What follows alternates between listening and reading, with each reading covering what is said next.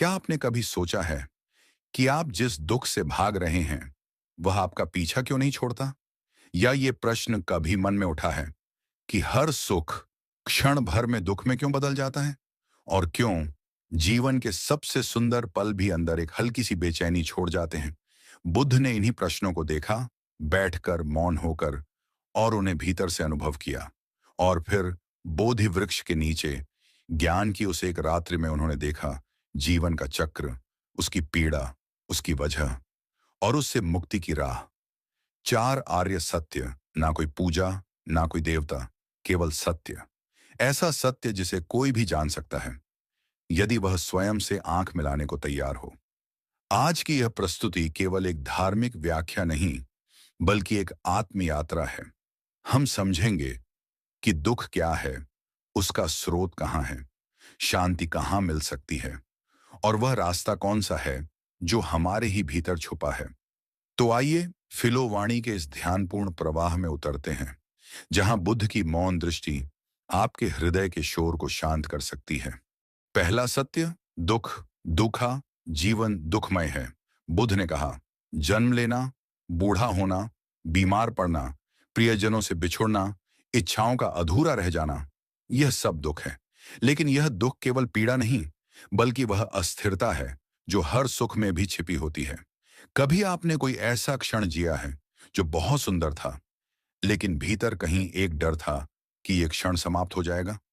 वो डर, वही छाया, दुख की ही अभिव्यक्ति है। हम हर दिन किसी न किसी रूप में इस क्षण भंगुरता से गुजरते हैं, चाहे वह बचपन का बीत जाना हो, एक प्रिय संबंध का बदल जाना, या फिर अपने ही मन का अस्थिर हो जाना। यही दुख है जो जीवन की सतह पर नहीं, उसकी गहराई में छुपा है। दूसरा सत्य, दुख का कारण समुदाय। दुख की जड़ है तृष्णा। यह तृष्णा कुछ पाने की, कुछ बनाए रखने की, कुछ मिटा देने की, यही चक्र को चलाती है। जब तक यह तृष्णा है, हम दुख से बंधे रहेंगे। मानव जीवन एक अंतहीन खोज बन जाता है। हम दौड़ते हैं सफलता के पीछे, प्रेम के पीछे, स्थिरता के पीछे। लेकिन जैसे ही हम कुछ पा लेते हैं, तुरंत एक नई तृष्णा जन्म ले लेती है। यह तृष्णा एक अग्नि की तरह है, जितना ईंधन दो उतनी ही बढ़ती है, और हम उस आग में जलते हुए दुख को ही जीवन मान लेते हैं। तीसरा सत्य, दुख का निवारण, निरोधा। दुख का अंत संभव है। यदि तृष्णा समाप्त हो जाए तो दुख भी समाप्त हो सकता है। यही है निर्वाण, एक ऐसी अवस्था जहां न इच्छा है, न भय, न मोह, केवल मौन, केवल शांति। कल्पना कीजिए एक तालाब जिसकी सतह पर लहरें नहीं हैं। उस शांत जल में आप अपने प्रतिबिंब को स्पष्ट देख सकते हैं। ठीक वैसे ही जब तृष्णा समाप्त हो जाती है, तो मन भी एक दर्पण बन जाता है, जिसमें न कोई अपेक्षा होती है, न पछतावा, केवल जो है वही होता है। यह न कोई उपलब्धि है, न लक्ष्य, ये तो बस छूटना है, स्वयं से, अपने लोभ से, अपने भय से।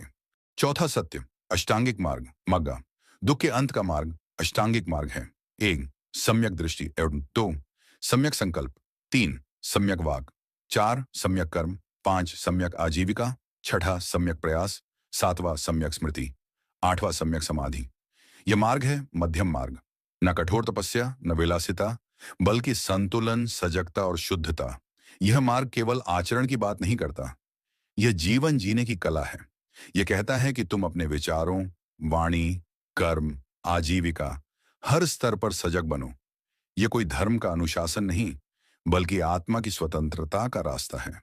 यह वह प्रकाश है जो अंधकार में रास्ता दिखाता है, न किसी को दबाता है, न भगाता है, बस कहता है, चलो धीरे धीरे, जागरूक होकर, और एक दिन दुख तुमसे अलग हो जाएगा, जैसे कोई परछाई उजाले में खो जाती है। अब हम चौथे सत्य, अष्टांगिक मार्ग को विस्तार से देखेंगे। चौथा आर्य सत्य, अष्टांगिक मार्ग, द एट फोल्ड पाथ। दुख के अंत का मार्ग अष्टांगिक मार्ग है। यह मार्ग न तो आत्मपीड़न है, न भोग विलास, बल्कि मध्यम मार्ग है, संतुलन, सजगता और आंतरिक शुद्धता का। एक, सम्यक दृष्टि, जीवन की यथार्थता को देखना, यह समझना कि दुख है, उसका कारण है, उसका अंत संभव है और मार्ग है। यह वह पहला कदम है जब मन आंखें खोलता है। जब आप हर अनुभव को सत्य की रोशनी में देखना शुरू करते हैं, तभी मोक्ष की दिशा में पहला द्वार खुलता है। 2. सम्यक संकल्प।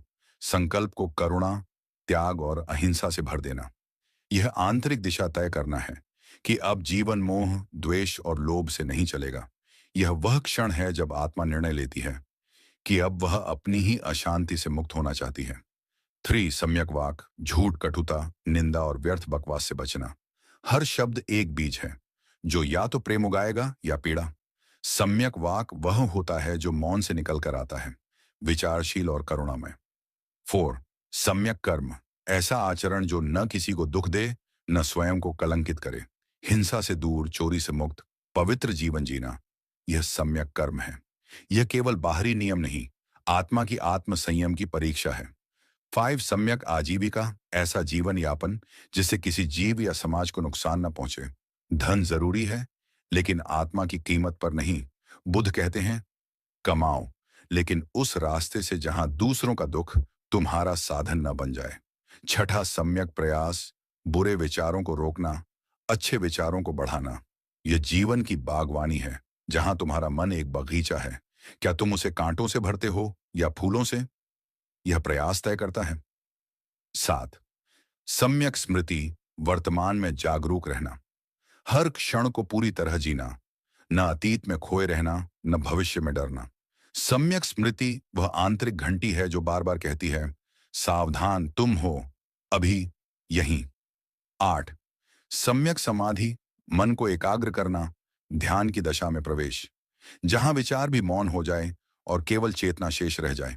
यह वह स्थिति है जहां मन एक दीपक बन जाता है जो स्वयं को देखता है। तो हमने बुद्ध के 4 आर्य सत्य को जाना। 4 आर्य सत्य कोई दर्शन शास्त्र नहीं, कोई धार्मिक घोषणा नहीं, बल्कि एक मानव अनुभव का विज्ञान है। बुद्ध ने कहा, दुख है, यह स्वीकार करना ही ईमानदारी है। दुख का कारण है तृष्णा, यह समझना ही आत्मनिरीक्षण है। दुख का अंत संभव है निर्वाण, यह जानना ही आशा है। और उसका मार्ग है अष्टांगिक मार्ग, यह चलना ही ध्यान है। यह रास्ता बाहर की मुक्ति नहीं देता, यह तो हमें हमारे ही भीतर ले जाता है, जहां न समय है, न मृत्यु, केवल शांति है।